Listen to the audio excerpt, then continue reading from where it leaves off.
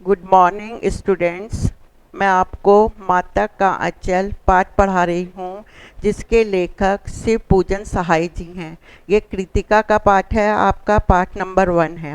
मैंने शिव पूजन सहाय जी के बारे में बताया था। इनका जन्म 1893 ईस्वी में हुआ था। ये कहानियाँ आज से करीब लगभग 50-60 साल पुरानी कहानी है, इसीलिए इसमें गांव का बहुत ही अच्छा वर्णन किया गया है। उस समय गांव में इतनी अधिक सुविधा नहीं होती थी जो इस समय है, और उस समय बच्चे गांव में जो कुछ देखते थे उसी को अपने खेल का साधन बना लेते थे। लेखक बता रहे हैं कि जब कभी मेरी माँ मुझे पकड़कर सिर पर सरसों के तेल की मालिश करने लगती थी, उस समय मैं बहुत छटपटाता था और हाथ पैर पटकता था। माँ पर पिताजी क्रोध करके कुछ बोलते थे, तब भी वह मालिश करके, बाल बांधकर तथा रंग बिरंगे साफ सुथरे कपड़े पहनाकर मुझे कन्हैया बनाकर मुझे छोड़ देती थी। मैं रोता हुआ पिताजी की गोद में बैठ जाता था और पिताजी मुझे चुप कराते हुए बाहर लेकर आ जाते थे। बाहर छोटे छोटे बच्चों को खेलता हुआ देखकर मैं पिताजी की गोद से उतरकर खेलने लगता था। कल मैंने आपको यहाँ तक का पढ़ाया, अब आगे बता रही हूँ। पहले मैं आपको इस पाठ की वर्ड मीनिंग बता देती हूँ। शिथिल, कमजोर। चंदोहा, छोटा शामियाना। बट खड़े, वस्तुएं तोलने का बाट। घरौंदा, घर। जोनार, दावत। जिमने, खाने के लिए। अमोले, आम का उगा हुआ नन्हा छोटा पौधा। कनस्तर, टीन का पीपा। करछी, छोटी चम्मच। निरखना, देखना। कसोरा, मिट्टी का बना हुआ छोटा सा बर्तन। यह लेखक कह रहे हैं घर के बाहर चबूतरे के एक कोने को नाटक घर बनाकर उस पर हम एक तख्त लगाकर रंगमंच बना लेते थे। घर के बाहर जो चबूतरा होता था गांव में, उसमें एक क्या करते थे, उसे रंगमंच बनाने के लिए उस जगह को साफ करके एक तख्त को बनाकर हम वहाँ पर रंगमंच बना लिया करते थे। उसी पर सरकंडों के खंभे। अब इस रंगमंच को बनाने के लिए वो लोग क्या करते थे, सरकंडे कहते हैं लकड़ी, कांटों के खंभे बनाते थे। कागज का चंदोहा, चंदोहा की मैंने आपको वर्ड मीनिंग बताई थी, शब्द अर्थ। शामियाना बनाते थे। मिठाई की दुकान लगाते थे। चिलम के खोंचे पर कपड़े के थाल बनाते थे। ढेले के लड्डू, जो मिट्टी के छोटे छोटे ढेले होते हैं उनको हम लड्डू बनाते थे, खाने के लड्डू। पत्तों की पूड़ी और कचौड़ी। पेड़ों के जो पत्ते होते थे, भिन्न भिन्न प्रकार के पत्ते, किसी पत्ते की पूड़ी बनाते थे और किसी पत्ते की हम कचौड़ियाँ बनाते थे। गीली मिट्टी की जलेबी, गीली मिट्टी लेके थे और उसकी हम जलेबी के आकार में उसे बना लेते थे। फूटे घड़ों के टुकड़ों के हम बतासे, फूटे हुए घड़े जो होते थे उनके टुकड़ों के हम बतासे और मिठाइयाँ सजाते थे। और ठीकरे, जो घर के टूटे हुए बर्तन होते थे उनके बट खड़े कहते हैं वस्तु तोलने के बाट, जिसमें तराजू में रखकर बाट बनाए जाते हैं, उन्हें बनाते थे। और जस्ते के छोटे छोटे टुकड़ों के पैसे बनाते थे। जस्ते के जो छोटे छोटे टुकड़े होते थे उन्हें हम ले लेते थे और उनके हम पैसे बनाते थे। हम ही लोग खरीदार होते थे और हम ही लोग दुकानदार होते थे। हम ही लोग उन चीज़ों को खरीदते थे और हम ही लोग उन चीज़ों को बेचते थे। बाबूजी 2-4 बार आकर गोरखपुरी पैसे खरीद लेते थे। अब यहाँ पर लेखक ने बताया है कि किस तरह से वह गाँव में रहकर मिठाइयाँ बनाया करते थे। आगे क्या है, कुछ देर में हम मिठाई की दुकान बढ़ाकर मतलब बंद कर कर, अब आगे नया हम लोग घरौंदा बनाते थे। अब यहाँ पे घरौंदा आया है। यदि हमें घरौंदे शब्द का अर्थ आया है तभी हम इस प्रश्न का उत्तर दे सकते हैं। मैंने आपको बताया है घरौंदा घर है। इसमें से प्रश्न आ जाता है, शिव पूजन सहाय जी अपना घरौंदा किस प्रकार बनाते थे। तो यदि ये घरौंदे का मतलब नहीं आएगा तो हम इस प्रश्न का उत्तर नहीं दे सकते। तो घरौंदा मतलब घर। धूल की मेड़, जो धूल मिट्टी होती थी उसकी मेड़ की दीवार बनाते थे, घर के चारों ओर की दीवार बनाते थे। और तिनकों का छप्पर, जो छोटे छोटे तिनके होते थे उसके घर के ऊपर का छप्पर बनाते थे। दातून के खंभे, जो नीम के और आम के पेड़ की डंडियाँ होती हैं उनके हम मकान के चारों ओर की दीवार के खंभे बनाते थे। और दिया सिलाई की पेटी के किवाड़, दिया सिलाई के अंदर जो तीलियाँ होती हैं उसके हम पेटी निकालते थे और उसके हम किवाड़ मतलब दरवाजे बनाते थे। घड़े के मुँहों का चूल्हा चक्की, घड़ा टूटा होता था उसके मुँह का हम चूल्हा चक्की बनाते थे। और दिए जो होते थे उनको हम कढ़ाई बनाते थे। और पानी को हम घी बनाते थे, जो पानी होता था उसे खेल के लिए हम उसे घी बनाते थे। धूल के पिसान, पिसान मतलब आटा, धूल को हम आटा बनाते थे। और बालू की चीनी, और बालू को हम, क्योंकि बालू थोड़ी थोड़ी मोटी होती है तो उसे हम चीनी बनाते थे। और हम ही लोग जोनार मतलब दावत तैयार करते थे। और हम ही जब पंगत में बैठ जाते थे, पंगत मतलब कहते हैं पंक्ति में, जब सब लोग पंक्ति में बैठ जाते थे तब बाबूजी भी धीरे से आकर अंत में जिमने के लिए बैठ जाते थे। जिमने मतलब पंगत में आकर बैठ जाते थे, जिमना कहते हैं खाने के लिए बैठ जाते थे। उनको बैठते देखते ही हम लोग हंसकर, जब बाबूजी हमारे खेल के बीच में आके बैठ जाते थे, लेखक कहते हैं उनको बैठा हुआ देखकर हम हंसकर अपना घरौंदा घर बिगाड़ कर भाग जाते थे, घर को तोड़ ताड़ कर इधर उधर बिखर जाते थे और भाग जाते थे। और वह भी हंसते हंसते लोट पोट हो जाते थे। हमारे पिताजी भी क्या होते थे, उस समय हंसते हंसते लोट पोट हो जाते थे और कहने लगते थे, फिर कब भोज होगा भोलेनाथ, भोलेनाथ तुम खाना अब फिर इस प्रकार का कब करोगे। आगे हम जिस प्रकार गांव में बारातें निकलती थी, मैं आपको कह रही 50-60 साल पहले का वर्णन है। और लेखक जब गांव में बारातें निकलते देखे थे तो इसको भी एक खेल के रूप में वो खेलते हैं।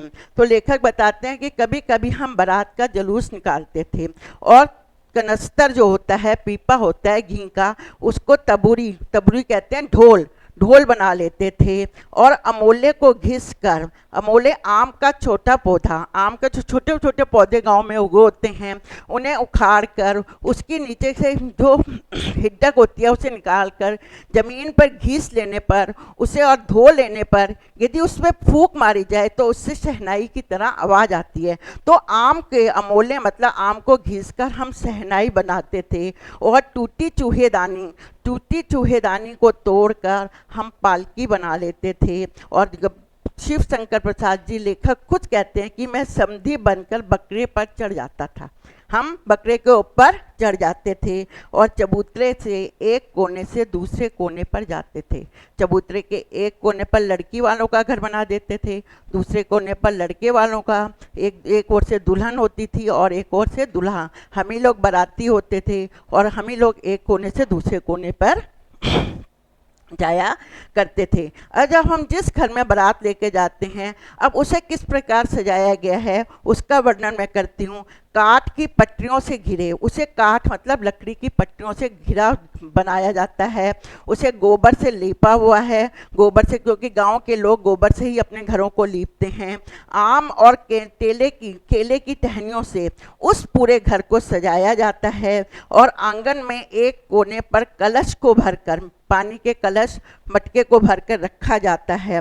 वहीं पहुंचकर फिर बारात लौट जाती है। जब बारात उस घर में पहुंचती है, वहां पहुंचने पर बारात लौट आती है। लौटते समय खटोली पर लाल, खटोली कहते हैं पालकी, जिसमें दुल्हन को बैठाया जाता है। लार ओहर कहते हैं पर्दे के पीछे डाला हुआ कपड़ा, जो पर्दे के लिए डाला गया कपड़े को क्या कहते हैं, ओहर डालकर उसमें दुल्हनिया को चढ़ा दिया जाता है। जो घर होते हैं जिसे दुल्हन का घर बनाया जाता है उसमें दुल्हन को बैठाकर चढ़ा दिया जाता है। और लौट आने पर जैसे ही हम लौट के आते हैं और ओहर उठाकर बाबूजी जो कपड़ा डाला जाता है पर्दे के लिए उसे उठाकर दुल्हन का मुंह देखने लगते हैं, तो ही हम लोग जोर जोर से हंसने लगते हैं और हंसने के साथ ही हम लोग इधर उधर भाग जाते हैं। थोड़ी देर बाद जब इधर उधर भाग जाते हैं, अब यहाँ पे इन्होंने इस खेल को भी ख़त्म कर लिया। अब बच्चे इधर उधर भाग जाते हैं। थोड़ी देर बाद फिर हमारी लड़कों की सारी मंडली आकर फिर इकट्ठी हो जाती है। अब वो आगे फिर नया खेल खेलते हैं। अब देखते हैं कि बच्चे गांव में कौन सा खेल खेल रहे हैं। वो कहते हैं हम इकट्ठे होकर हम यह सोचते हैं कि चलो हम गांव में किस प्रकार खेती की जा रही है, खेती करने का खेल खेलते हैं। बस चबूतरे के एक छोर पर घिरनी गाड़ दी जाती है।